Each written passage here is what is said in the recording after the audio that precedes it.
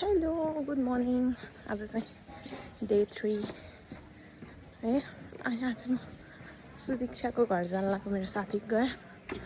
mummy उसको mummy एक्लै हुनुहुन्छ कि आन्टी यहाँ घरमा साथी त पर्समै छ नि त उता अनि उसको दाइ चाहिँ काठमाडौँमा छ अनि हिजो घरमा आउनुभएको रहेछ मलाई भेट्न अनि म चाहिँ घरमा थिइनँ अनि कल गरेको थिएँ आन्टीलाई मैले अनि आऊ है सुस्मिता बिहान खाना भन्नुभएको थियो अनि म चाहिँ अहिले उसको घर पुग्न होला है अनि यो भिडियो चाहिँ सुदीक्षाको लागि म घर आइपुगेँ हेर मै त आन्टीको रियाक्सन आन्टी डोर नमस्ते आन्टी हो मेरो सन्चै तिमीलाई त म त हिजो बेलुका आउँदै गइ थिएँ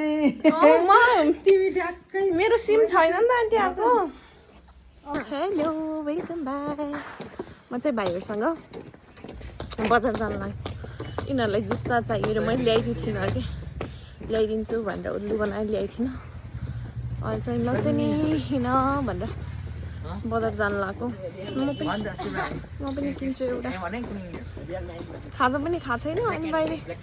खाजा नि खाम्ला डिस्कस गर्दैछन् है के किन्ने भनेर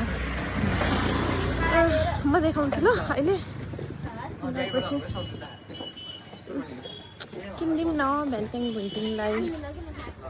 भनेर हो सुस्मिता के हो यहाँ जुत्ता किन्न आएको अघि नै हामी आएर गथ्यौँ अघि नै गएर किन्दिनँ भने फेरि अलिक किनिन्छ भने फेरि आएको मैले यो किनेँ सुजले यो किन्यो सुस्मिताले यो किने गोतले यो ब्ल्याक ह्याट यता हेर गोते हुन्छ नि घर हुन्न नि छ नि घर रहेछ नि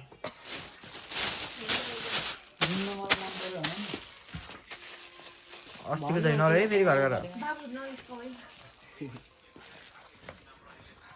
दाइलाई फोकस गर्छस् उजा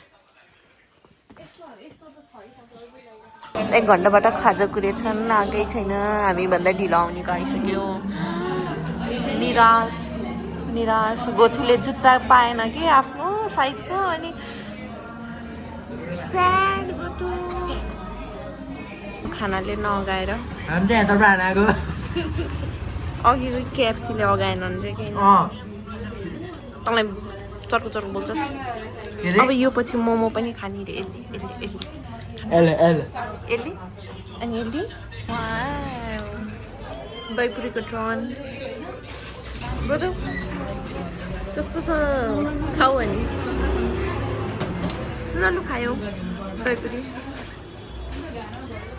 म पनि खान्छु मलाई एउटा भन्नु पर्यो तिमीलाई मलाई एउटा भन्नु सला हामीले बल्लै गयो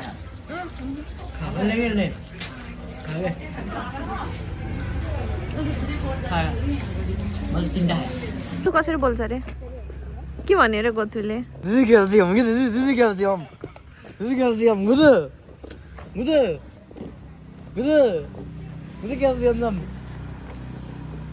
अहिले यस्तो राति रातिको 8:00 खुब डुल्न पाछन् मलाई निन्द्रा लागिसक्यो मोमो त हाम्रो क्यान्सल भयो नि त यिनीहरू चटपटले अगाए अरे लास्टमा आएँ अनि